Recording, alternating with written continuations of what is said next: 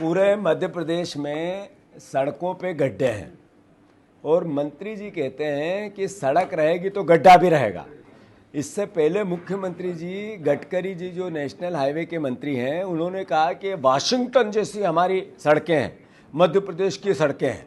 हमारे पूर्व मुख्यमंत्री शिवराज सिंह चौहान बोल के आए कि वाशिंगटन जैसी मध्य प्रदेश की सड़कें हैं।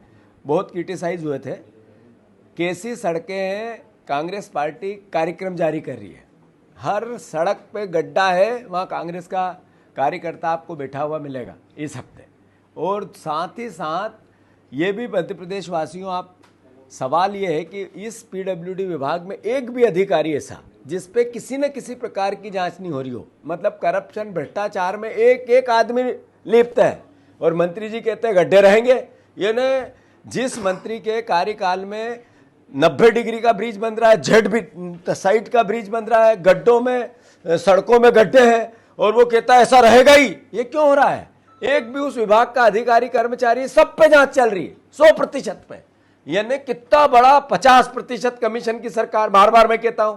तो ये बार बार चिल्ला चिल्ला कर दहाड़ दहाड़ के कह रहे हैं हम भ्रष्टाचार करेंगे, और फिर भी आप वोट दे देते हो। तो कृपया करके जिस सड़क पे आप चल रहे हो वो प्रमाण है सरकार के चरित्र का। जिस ब्रिज की बात हो रही है वो देखते हो, अखबार पढ़ते हो, वो प्रमाण है सरकार के चरित्र का। जो एक भी अधिकारी पीडब्ल्यूडी विभाग का किसी न किसी जांच में फंसा हुआ ही है, ये प्रमाण है इसके इनके भ्रष्टाचार का।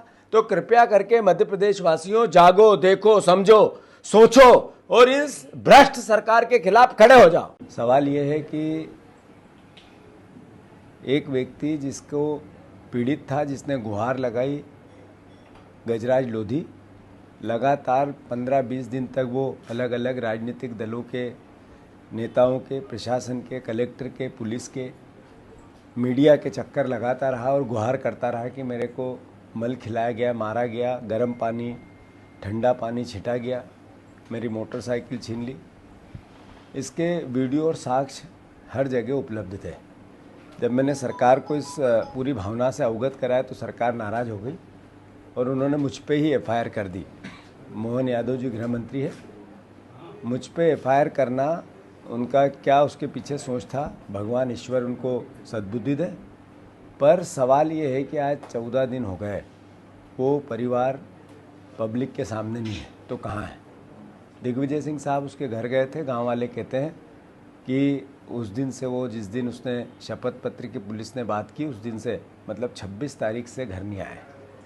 तो ये प्रश्न खड़ा होता है कि पूरा परिवार आखिर है तो कहाँ है? दूसरा, हम मांग करते हैं कि बहुत हम्बल और विनम्रता से कि परिवार को पब्लिक के सामने लाया जाए।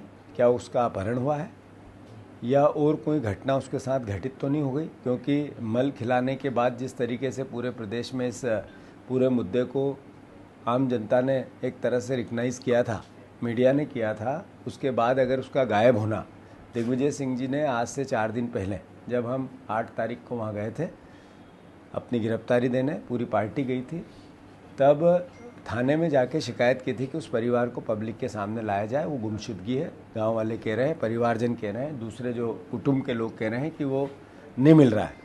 तो स्वाभाविक है कि कांग्रेस विपक्ष का दायित्व निभाएगी। तो फिर से गृह मंत्री जी, आप इसको संज्ञान में लें, कहीं उसकी हत्या तो नहीं हो गई? ये सवाल है, प्रश्न चिन्ह है। अपहरण तो नहीं हो गया? किस जगह पे है वो? पुलिस को अगर शपथ पत्र देने के बाद वो गायब हो गया तो आखिर कहाँ है? मैं नहीं मानता हूँ कि इस पर किसी भी प्रकार की राजनीति होनी चाहिए। केवल एक अच्छा मध्य प्रदेश बने, सभ्य मध्य प्रदेश बने, कानून के राज वाला मध्य प्रदेश बने, इस चाहत से, इस सोच से हम सरकार से आग्रह करते हैं कि अल्टीमेटली परिवार को पब्लिक के डोमेन में लाना चाहिए।